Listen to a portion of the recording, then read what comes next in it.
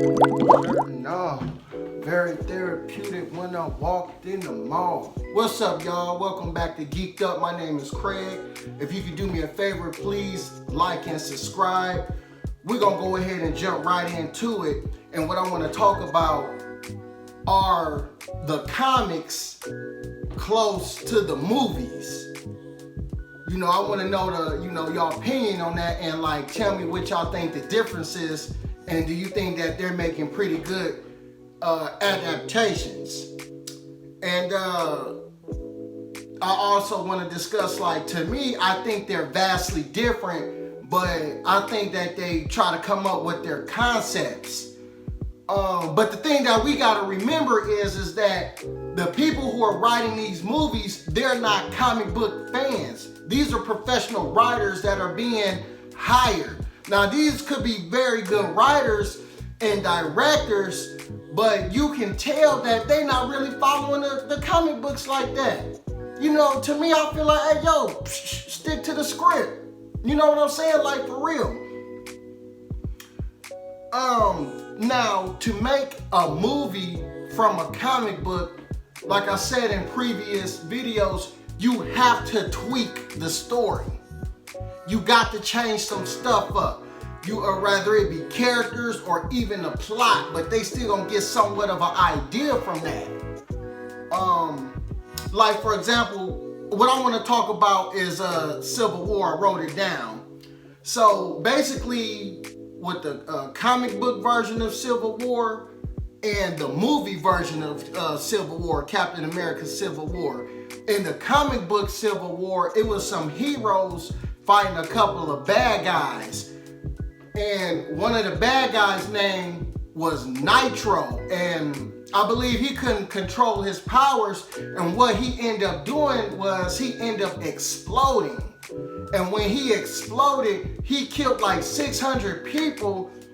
And including in that 600 people, it was some children. So for some reason after that's what kind of sparked it.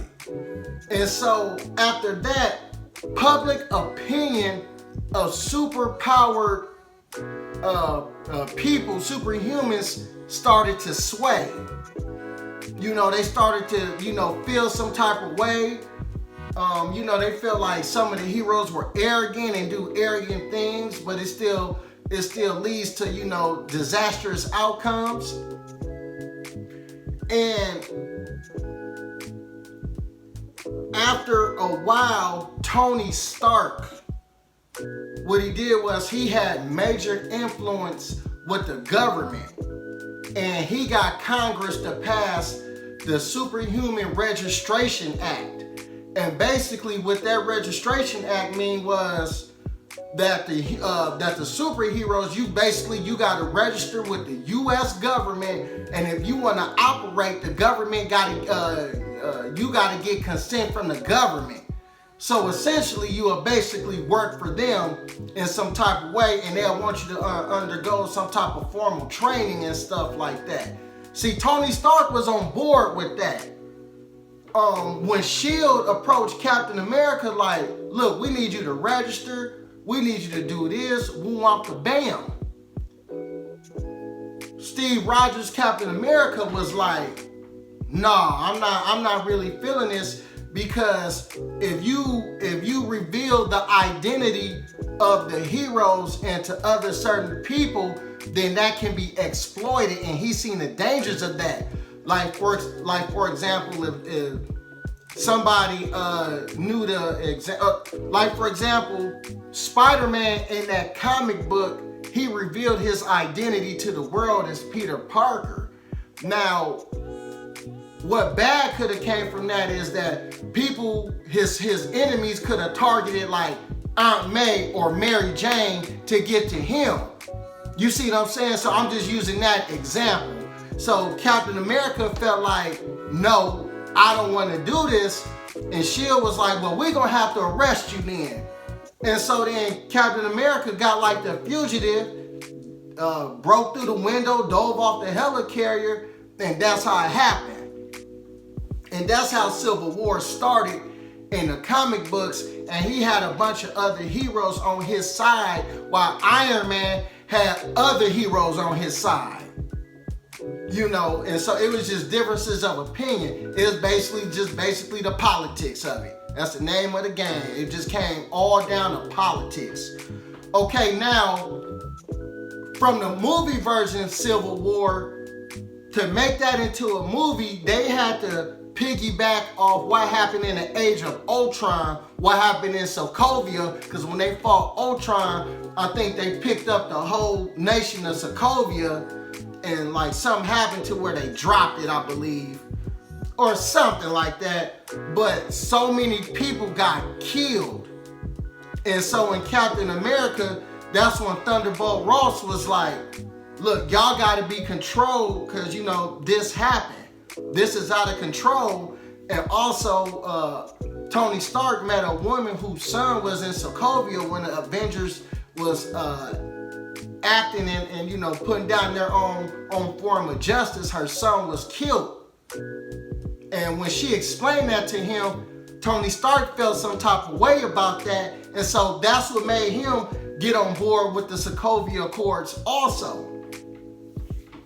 So that's basically just what happened. To me, it's major differences from the comic book and the movies, but they still took a relative concept like that and then they put it into the Civil War movie. Now, to me, I thought the comic book version was better, and they should have stuck more with the comic book version, but to make it make sense to keep up what's been happening in the MCU, the writers kind of had to write their own thing to make it happen, to make it crack like that. You know what I mean? So, other than that, the movie wasn't bad at all to me. I thought it was one of the better MCU films. But, you know, like I said, these are not comic book people writing these movies. They just hire excellent writers. And so, that's how I kind of feel about that. Now, what I mean by like hiring professional writers, like for example, y'all remember the Fantastic Four movie, Rise of the Silver Surfer, and also the Fantastic Four movie that came out in 2015. Now, to me, both of those movies were pretty decent, but they did not stick to the original comic scenario. Whoops, my bad, that's my scenario, you know. And so, to people who know comics, it's just gonna suck. People who don't know comics, they might see it as a movie and just be like, yeah, it was okay. Or some people liked it. I personally enjoyed it.